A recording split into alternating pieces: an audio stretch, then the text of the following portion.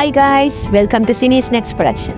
இன்னைக்கு Sony live ஓடிடில release ஆன பிருந்தா அப்படிங்கிற தெலுங்கு வெப்சீரிஸோட ரிவ்யூ தான் பார்க்க போறீங்க. இந்த சீரீஸ்ல த்ரிஷா, ரவீந்திர விஜய், இந்திரஜித், அன்சாமி இவங்க நடிச்சிருக்காங்க. இந்த சீரீஸை டைரக்ட் பண்றவரு சூர்யா மனோஜ் வங்காலா. சீரீஸோட கதையை பொறுத்த வரைக்கும் ஆரம்பத்திலேயே ஒரு 80s செட்டப்ல ஒரு கிராமத்துல ஒரு மூட நம்பிக்கையால ஒரு குழந்தைய பலி கொடுக்கறதுக்காக ஊர் மக்கள்லாம் ரெடியா இருப்பாங்க. அந்த டைம்ல அந்த குழந்தையோட அம்மா, அந்த குழந்தையோட அண்ணன் எப்படியாவது அந்த பொண்ணை காப்பாற்றணும் அப்படின்னு ட்ரை பண்றாங்க. ஆனா அவங்க அம்மாவை பிடிச்சிடுறாங்க. இந்த குழந்தைய ஒரு மண்டியில ஏற்றி விட்டு அமைச்சிடுறாங்க. அந்த அண்ணன் வழி தெரியாம தனியா வேற எங்கேயோ போயிடுவான். அப்படியே கட் பண்ணா பிரசன்ட்ல அந்த பொண்ணு தான் த்ரிஷா வளர்ந்து போலீஸ் எஸ்ஐயா இருப்பாங்க. அவங்கள ஜெயபிரகாஷ் தான் அந்த வண்டியில இருந்து சின்ன வயசுல காப்பாத்தி வளர்த்துட்டு இருப்பாங்க. அவரும் ஒரு பாயிண்ட்ல இறந்துருவாரு கொலை செய்யப்பட்டு. இப்ப த்ரிஷா வேலை பாக்குற அதே போலீஸ் ஸ்டேஷன்ல தான் ரவீந்திர விஜயும் வேலை பாக்குறாரு. இவங்களுக்கு ஒரு கொலை கேஸ் வருது. அங்கிருந்து இன்வெஸ்டிகேஷன் ஆரம்பிக்கிறாங்க. முதல்ல அது ஒரு சூசைட் அப்படின்னு சொல்லி க்ளோஸ் பண்ணிடலாம்னு அவங்க மேலதிகாரி சொல்றாங்க. ஆனா த்ரிஷாக்கு அது ஏதோ கொலை அப்படின்னு சொல்லி இன்வெஸ்டிகேட் பண்ண ஆரம்பிக்கிறாங்க. இந்த டிபார்ட்மெண்ட்டுக்கு தெரியாமலே ஒரு பாயிண்ட்ல நிறைய கொலைகள் நடக்குது. த்ரிஷாக்கு அந்த பொறுப்பை கொடுத்து கண்டுபிடிக்க சொல்றாங்க. அவங்க ரவீந்திர விஜயோட சேர்ந்து அந்த கொலையாளியை கண்டுபிடிக்க இறங்குறாங்க. உங்களோட பிரைம் சஸ்பெக்டா இந்திரஜித் வந்து மாற்றாரு. அவர் ஒரு சோஷியல் ஆக்டிவிஸ்ட். சோ அதனால அவருக்கு ஏகப்பட்ட சப்போர்ட் இருக்குது. அது ரொம்ப நல்லவரா அவரையும் காட்டிக்கிறாரு. ஆனா த்ரிஷாக்கு இவர் மேல ஒரு சந்தேகம். அதுக்கப்புறம் அந்த சந்தேகம் போய் 2 பேரும் ஃப்ரெண்ட்ஸ் ஆயிடுறாங்க. அப்படியே பேரலா அரண்சாமி நிறைய கொலைகள் பண்ணிட்டு இருக்காரு. சோ அரண்சாமி தான் கொலையாளி அப்படின்னு பாக்குற நமக்கு தெரியும். ஆனா போலீஸ் அவங்களை எப்படி ரீச் பண்றாங்க, எப்படி கண்டுபிடிக்கிறாங்க, அது கொலையெல்லாம் எதுக்கு பண்றாரு, இந்த கொலைக்கு பின்னாடி வேற யாராவது இருக்காங்களா அப்படிங்கறது பாக்குறப்ப இந்த சீரிஸோட மிச்ச கதை. இது ஒரு கிரைம் த்ரில்லர் ஜானர். இப்ப இந்த சீரிஸோட பாசிட்டிவ்ஸ் அண்ட் நெகட்டிவ்ஸ் பார்க்கலாம். முதல் பாசிட்டிவா தோன்றது இந்த இன்வெஸ்டிகேஷன் எடுத்துட்டு போன விதம் வந்து ரொம்பவே நல்லா இருந்தது, சுவாரஸ்யமாவும் இருந்தது.